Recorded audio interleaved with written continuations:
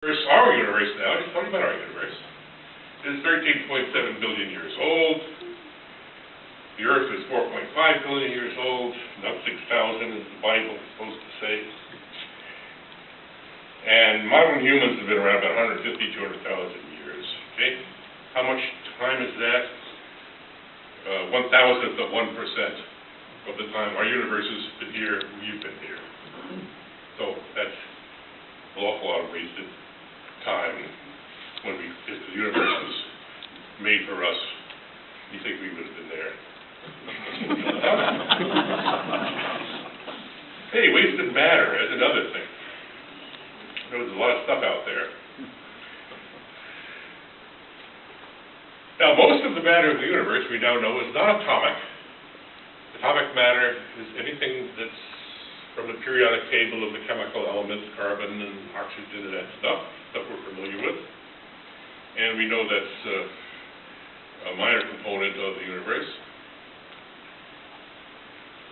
In fact, if you take all the visible galaxies, stars, when you look out in the sky, you see all that light out there, and you look at it with the most powerful telescope, and you go out there with the Hubble telescope, and you look at it, how much is that of the total matter of the universe? Visible universe, not all those other universes, just the visible universe. It's 0.5% of all of the matter. That's all when you're looking out there, you think you're seeing this vast universe of stars, 0.5% of everything that's there. Now carbon, which is supposed to be so important, the universe is supposed to be so fine-tuned for carbon so that we could live. This is what people will say in their books and articles. 0.02% of the matter of the universe is carbon. Just a little, random bit of stuff. Now the dark matter that we don't know the source of yet is 26% of the universe, and then there's also the stuff that's called the dark energy.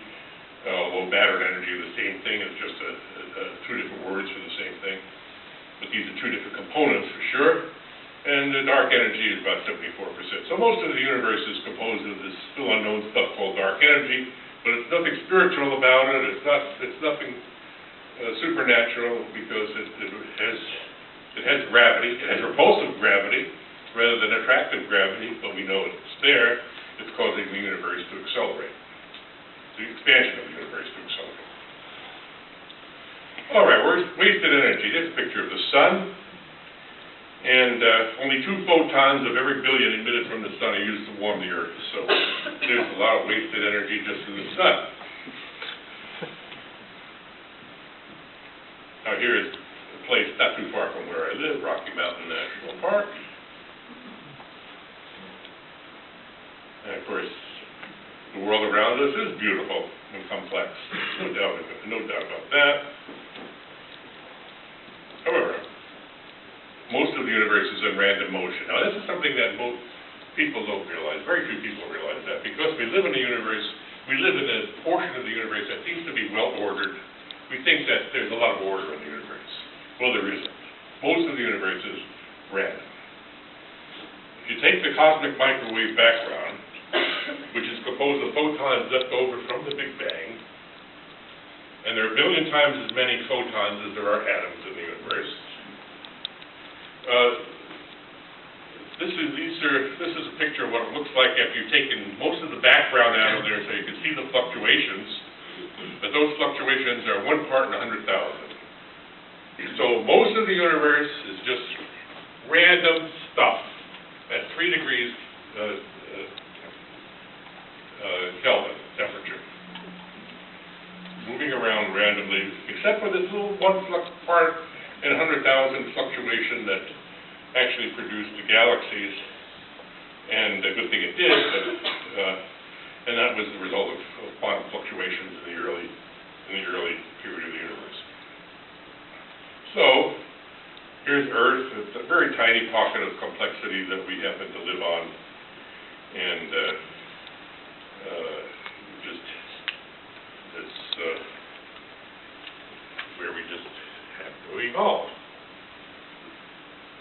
Now, let's look at Earth itself and see how well-tuned it is for life. There was a book that came out a few years ago called Privileged Planet. Well, think the Earth is the unprivileged planet. Here's an aerial view. Can't see it too well, but this is actually the ocean, and the place where I lived for 37 years is there, Hawaii. And you see the ocean, a lot of ocean on the Earth.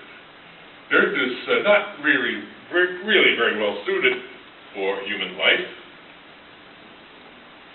2/3 of it is ocean.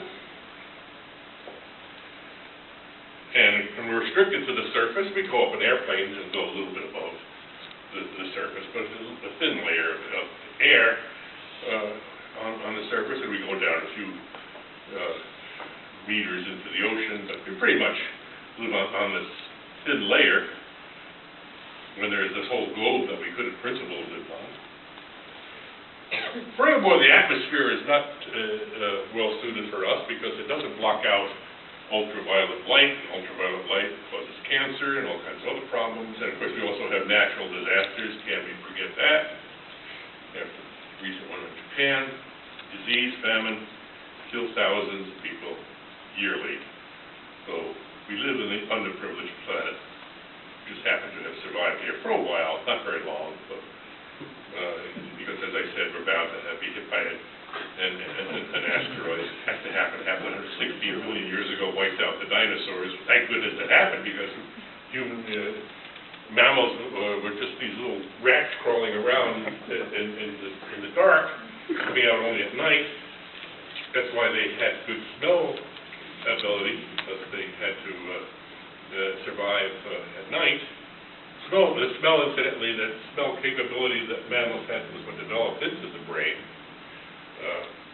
Reptiles didn't have the smell brain, so it's a good thing that asteroid hit, or else we probably would have been able to move out of, that is, our mammalian ancestors would not have been able to take over the world.